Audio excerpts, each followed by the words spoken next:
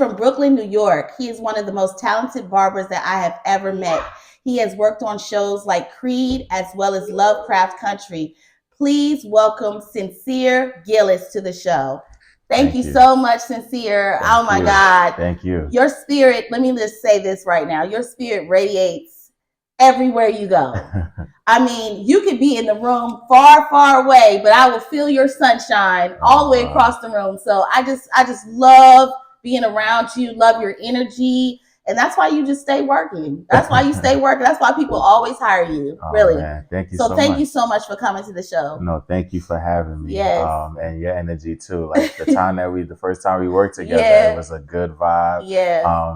Realized that we like the same type of music. Yeah, so yeah, we vibed yeah. off of that. Yeah. And just the work ethic, the work Oh and my everything. God, the is work just ethic. good. Yeah. Yes. Most definitely. Yeah, appreciate that. Yes. So tell our audience how you got started in the industry. There's so many barbers out here that are looking to get into the industry and don't know how and don't know where to start. And a lot of people out here want to know if your journey is the same as theirs, or if you had those little bumps in the road. Tell us about your story.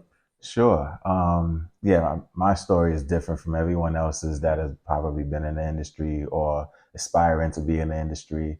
But if we take it to just barbering, I started in Brooklyn, New York at a young age of 17. Was just finished high school not too long ago and didn't want to directly go into college. So did some seasonal work in Roosevelt Field Mall in Long Island, New York. And as I was doing that work, it's a seasonal work. So once I got fired from being seasonal or let go from being a seasonal worker, I didn't like that feeling. And so I started to think about what is it that I can do that would allow me to stay employed for a very, very long time. Right. Yeah. And the first thing that came to my mind was just, cutting hair. Yes. And so I decided to take that on and learn how to do it, and started doing it in my neighborhood, charging my friends about $5 a haircut back in those days, when haircuts were actually costing $10 to $12 a haircut. And so doing that a lot until I felt that I was ready to be in a barbershop is when I got into the barbershop and worked from the barbershop for many, many years, learning the business of it, and then just growing to love barbering. It was just something that I picked up, but I grew to love it and definitely fell in love with it even more as I progressed in the industry. Just one moment I decided that I wanted to do more than just be in the barbershop arena, because I just felt that there was more to give to the craft, and I felt entertainment would be the way to go. Yeah. So for anyone that's aspiring to do something like that, I just feel that the first thing that you should do is just, there's 6 degrees of separation. There's somebody in your phone book, somebody that that knows somebody. So I reached out to a good friend of mine that I worked with not too long ago, and asked him if there's anyone that he knows, because he was in the industry. He was a fashion editor for Double XL magazine. Oh, wow. Yeah. His name was Coffee. And I asked Coffee if there's anything that anyone that he knew, to just pass my name along. I'm looking to get in as a groomer in the industry. And so he said, no problem. Right. And he wound up calling me for a shoot that he was having for Double XL. And from that point on, I just started working with Coffee for Double XL. Wow. In that transition, I met Michael K. Williams. And it was Michael K. Williams who saw me and liked my spirit, liked my energy, and liked everything that I did. Because the whole aesthetic for me in that time was wearing a suit and tie. That's right. And having my briefcase with my tools in it. That was my thing. I felt that if you dress how you want to be addressed, then everyone will take you serious. You better say that. That's so true. That's so true. So he liked that. He appreciated that. He called it my attaché case and everything like that. So he liked that, and he basically called me one day and said, "Hey, I'm working on Boardwalk Empire. they're not really taking care of me over here. I really want you to come in and take care of me. But he even took it further and was just like, you're a black man, you're a black barber. Mm-hmm. I want you to come in. I want you to get your benefits. I want you to get your pension. I want you Right. to, because this can be a longevity. I want you Yes. to be in the union. Yeah. So it's not Yeah. just about coming and taking care of me. I want you to be in the Taking, union, taken yes, care of. for the rest of your life, basically. Basically. Yeah. And I'll be honest, me being young at that time and not really understanding how the industry worked at that time, what he said flew over my head. I was just happy to just be a part of, grooming him and working on Boardwalk Empire. Yeah, yeah. The more I worked with him, the more I realized what he was doing, and I appreciated it. And, fast forward, I'm here. Right. Yeah. That's amazing. Tell me what sparked your interest in cutting hair and men's grooming and things of that nature. Like what was it that made you say, I want to go this route? I'm a person that likes to be to look a certain type of way, to be groomed a certain type of way, and I just feel from head to toe, everything of a man you're supposed to know how to take care of yourself. Whether it's whether it's knowing how to tie a tie, whether it's knowing the perfect suit to wear, the perfect shoes to wear, having your nose hairs trimmed, just all of the things that we need to do as men to groom ourselves to be presentable in this world, I really took into. And so I felt, why not me be the person that does that, not only for myself, but is capable of doing that for everybody else? Because I'm a firm believer of, you are who you already are. Yeah. And when you come to me, you are a great person. I just enhance your greatness. Yes. by grooming. That's so good. Yeah. What are some things that you can give to the audience as far as like golden nuggets that you can give them, those that are wanting to be in the industry, some things that you can tell them as far as like advice or things that you've learned along the way, some major key things that you've learned that you can like tell the audience about? Sure. A couple of things. One of them is that working on set is not the same as working in a barbershop. Oh my God, yeah. It's two separate entities.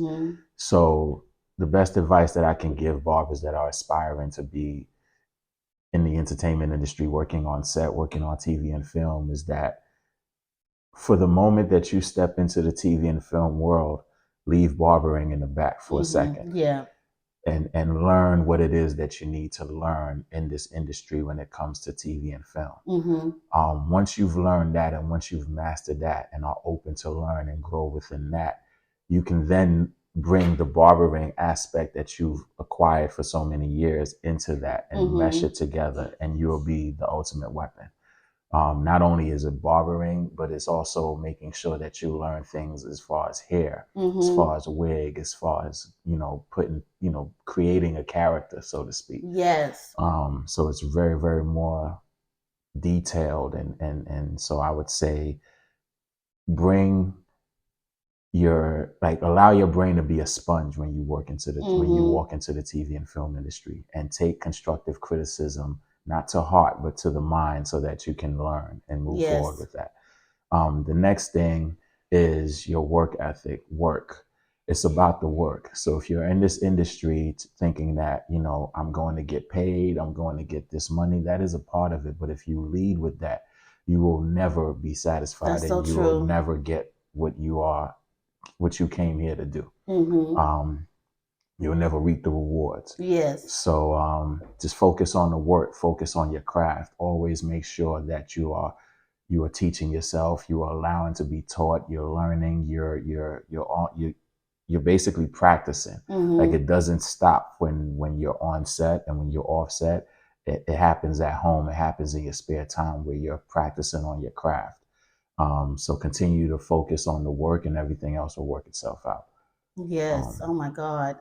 You touched on so many different things just now, especially like when a lot of people come up to me and they're like, I want to get in. And it's just like, I try to, I help them, of course, but the thing is that a lot of people don't understand what all it entails, what all, film and TV entails, especially being on set for 12, maybe 13, 14 hours a day. Yeah. You're not going home anytime soon until they just call wrap. You know, Right. you can't leave until either your boss tells you you're wrapped or, you know, whatever. Mm-hmm. And so I think it's very important to do their research, you know, Yeah.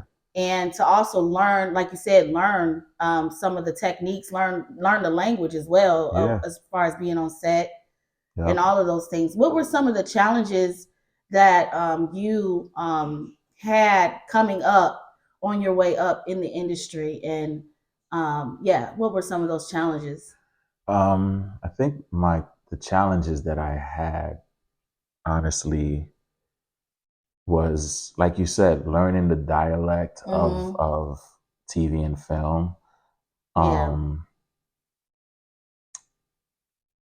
And also, I thought in the beginning, it was just like, my mindset was, what can I do for the industry? Yes. I came in with the mindset of what it is that I can do for the industry. So I found myself spreading myself too thin, because you want to do everything and you want to help everyone and you want to be seen. You want to be noticed. You want people to say, that's that person. I need that person for this, that, and the third. Yeah. And when you walk into a place or the industry per se with that mindset, you will be exhausted before you even start. Oh my God, you better say that. Oh my God. You will be exhausted before they even yell Oh action. my God. And you don't want to do that. And that's why I emphasize on focusing on you, focusing on your work, and everything else will work itself out. Yes.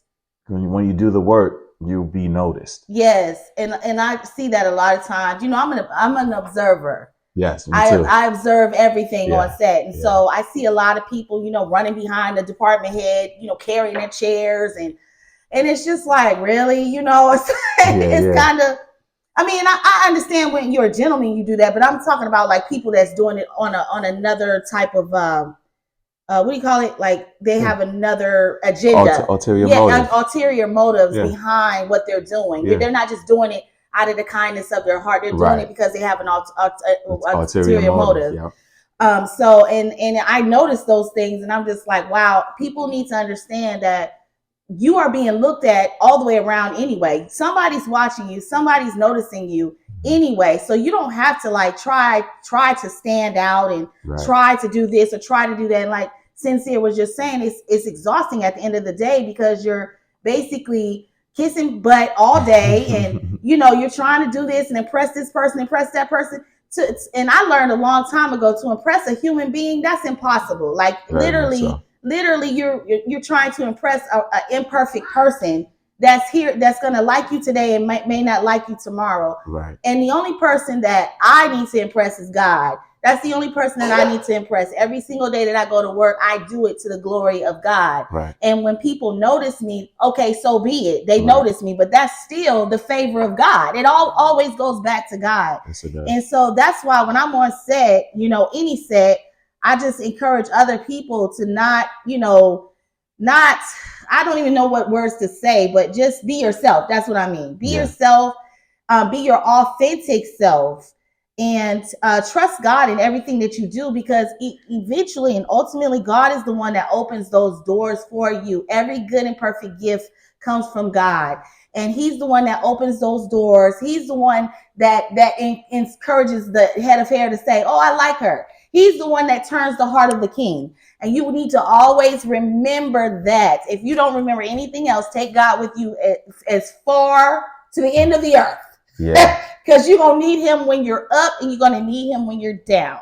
Yes, ma'am. Yes, ma'am. So I'm sorry, I didn't mean to preach, but no, that when you said that just like hit a nerve, because I see it all the time. It's like, it's kind of nauseating to me to see. It's like, oh my God, it's embarrassing for me. I don't know if it's embarrassing for them, but it's like, wow, you know. And I think that's another reason as to why I feel, like you said, my presence is felt, because you don't even be like front and center, but we still see you, you know? I don't be front and center. And whenever I see somebody that seems a bit overwhelmed, or the scene that they're nervous, I try to be that person that calms them down and, Yeah. and give them a moment and say, "Oh, take a moment, breathe. Yeah, You yeah. know, it's whatever you're thinking. It's not that serious It right really now. ain't. You know, It's just really just not. breathe. Just take your time." And everything. I know that the industry, and that's one thing with the industry, it's on a time production Yeah. makes you know that time is money Yes. and time is of the essence. Yes. So if you have 30 minutes or less to get your actor ready, make sure you take that 30 minutes. Yes. And make sure you're doing everything that you need to do of preparing yourself to take care of that actor for that 30 minutes. Because if you go over that 30 minutes, you will be the blame and you will be looked at as far as time is money, as far as production is concerned. Yep.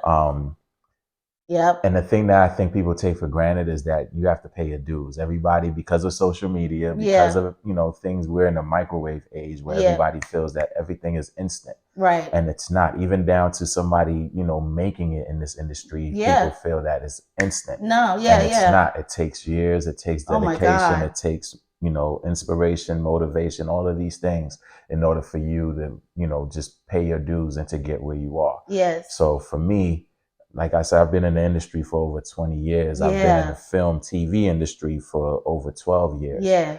I didn't really start to make sense out of everything till probably, like, it didn't really resonate and click to me until after the 10th year. So for all those years leading up to 10 years, I was growing, I was learning, I was adjusting. I was just making different adjustments within my kit, whether it's my approach. Every actor is different, and I didn't come in as a department head or a key or a third or an additional. I came into this industry as a personal. Right. And so that obviously I brought me a different side of things because I'm working solely with one person. Right. And I had to learn that just because you're working with that one person, the whole production is a team effort. Yes, and so that's very true. I have to be a part of that hair department more, as well as being a personal. That's right. So just as much as I'm focused on taking care of that one individual, I have to make sure that the department head and the key and the third and everyone else is okay, and as if there's anything that they need from me to help them with whatever it is that they're doing. So that's a key moment. That's a key thing. Yes. That I think that if you're aspiring to be a barber or a hairstylist in this industry, find ways to where you can help. Yes. Not necessarily be seen. Find ways to help. Because if the whole team does well, the whole production does well. You better say that. So that's so very true. Being a team player is so important. You can't be on an island by yourself when you're on a trailer or even in the BG. You can't be on an island by yourself. You gotta be collaborative. If you see, somebody that need help, even if you don't think that they do, just run down there, ask them, you need anything? You need me to hold the bobby pins? And that's another thing. Don't be too big headed where you can't hold that for nobody. Don't be too proud and egotistical where I'm 30 years in the industry and I'm holding these bobby pins. So what? Hold bobby pins. Somebody need help.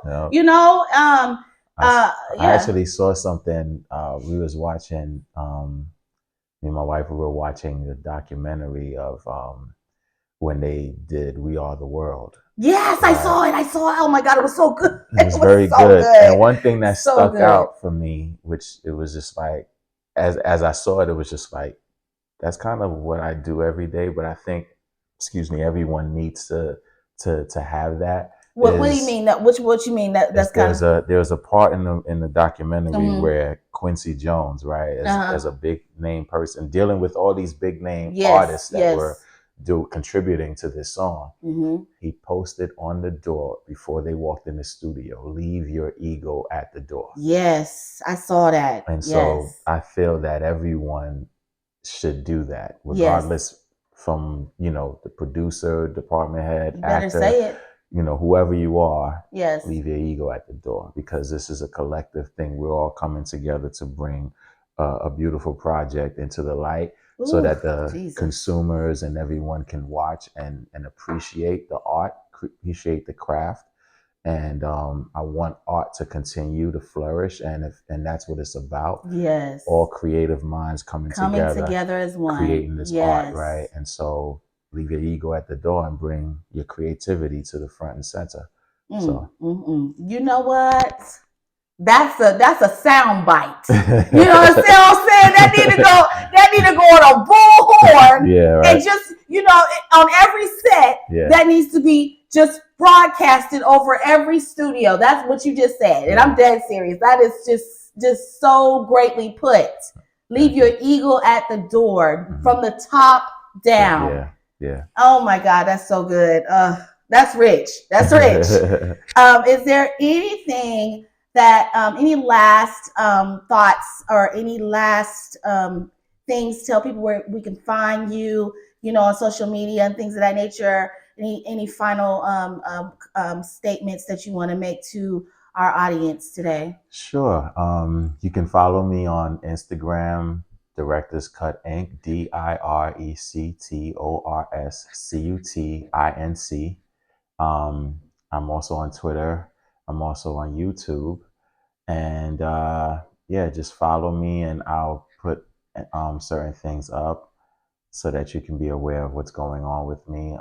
I am, like, the industry is one thing, and I feel that I'm in the process of becoming an educator. Just to educate those, not only just on barbering, on the history of barbering, because not everyone knows their history. Right. So I want to basically be an educator from that aspect of bringing our profession, the barbering profession, to the forefront. Yes. There's been a stigma. The old school way of barbering. That should never die. It should have never died, but it has in the times that, we've, transitioned into. Yes. So it's time to take it back to the fundamentals. Go back to the basics. And and just, if you learn where this art form has come from, because that's what I call barbering, is an art form. Yes, it is. If you understand where it came from, then you understand or have more of a determination to put it someplace where it needs to be in this world, and push it forward. Right. So that's what I'm about, pushing it forward and educating on that. That's amazing. Yeah. Congratulations on that. Yes, just stepping out and doing the education thing is very pivotal, and it's also inspiring, because you would be a great teacher. Thank you. Yeah. Thank you. Anything else you would like to leave with the audience before we go? It's not just the cut; it's an experience. All right. Okay. I know that's right. Thank you so much for coming on the show. Thank you. I appreciate you. Thank y'all. Okay, thank y'all for watching. See y'all next time. See you next time.